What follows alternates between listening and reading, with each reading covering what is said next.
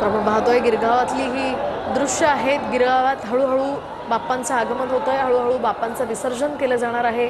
त्यासाठी हे सगळे गणेश भक्त इथे जमलेले आहेत। त्यांची पावलं आता हळूहळूकडे समुद्राकडे सरकतायत आणि आता मोठ्या जल्लोषात उत्साहपूर्ण वातावरणात आणि तितक्याच जड अंतःकरणानं बाप्पाचं विसर्जन होणार आहे। त्यासाठी हे सगळे गणेश भक्त इथे सकाळपासूनच जेव्हापासून मिरवणुका सुरू झाल्या तेव्हापासून या मिरवणुकांमध्ये आहे आणि अगदी शिस्तबद्ध पद्धतीनं या मिरवणुका सध्या सुरू आहेत। इतर मोठे गणपती गिरगाव चौपाटीवर आता दाखल झाल्याचं आपण या दृश्यांमधून पाहतो। तर इकडे रस्त्यांवर वाहनांची सुद्धा ये-जा सुरू आहे। तर कुठल्याही प्रकारे अडथळा निर्माण न होऊ देता हे सगळे गणेश भक्त अगदी शिस्तबद्ध पद्धतीनं मार्गस्थ होत आहेत। हळूहळू आपल्या बाप्पाला निरोप देण्यासाठी त्यांची पावलं पुढे सरकत आहेत। गुलालाची उधळण करत गणपती बाप्पा मोरयाचा जयघोष करत आणि बाप्पाच्या जयघोषानं या मिरवणुकीमध्ये एक वेगळाच उत्साह संचारतो।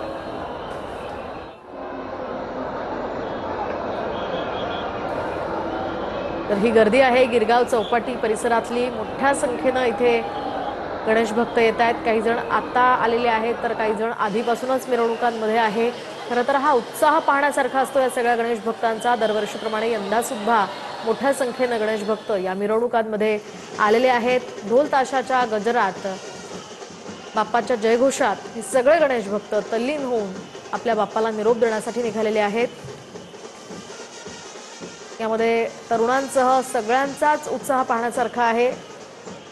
तासनतास मिरवणुकांमध्ये चालून सुद्धा ते थकत नाहीये। त्यांच्या चेहऱ्यावर कणभर सुद्धा त्यांचा उत्साह कमी झालेला नाहीये आणि हे सगळे गणेश भक्त आता मार्गस्थ झालेले आहे। एकीकडे तो सागर आहे आणि दुसरीकडे हा भक्तीचा महासागर आहे, ज्यामध्ये अनेक अनेक गणेश भक्त आपल्याला पाहायला मिळतात।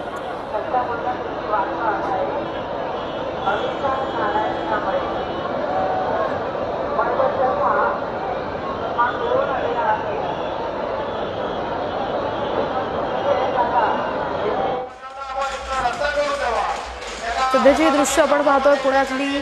अजून सुद्धा त्या ठिकाणी ढोल वादन सुरू आहे। ढोल वादन पथकांकडनं आपापल्या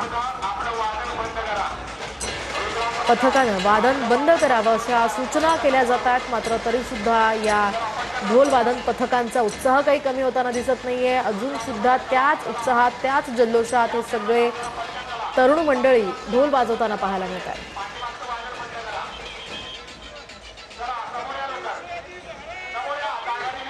एकीकडे आपण पाहतोय झेंडे नाचवले जात आहेत तर दुसरीकडे आता ढोल वादन बंद करण्याच्या सूचना आल्यानंतर हे सगळे मंडळी आता पुढे मार्गस्थ होत आहेत आणि पोलिसांकडून सुद्धा अतिशय चोख नियोजन या संपूर्ण परिसरामध्ये करण्यात आलेलं आहे। बाप्पांच्या विसर्जन मिरवणुकांमध्ये कोणत्याही प्रकारची अनुचित घटना घडू नये यासाठी पोलिसांकडून चोख बंदोबस्त या परिसरात लावण्यात आलेला आहे।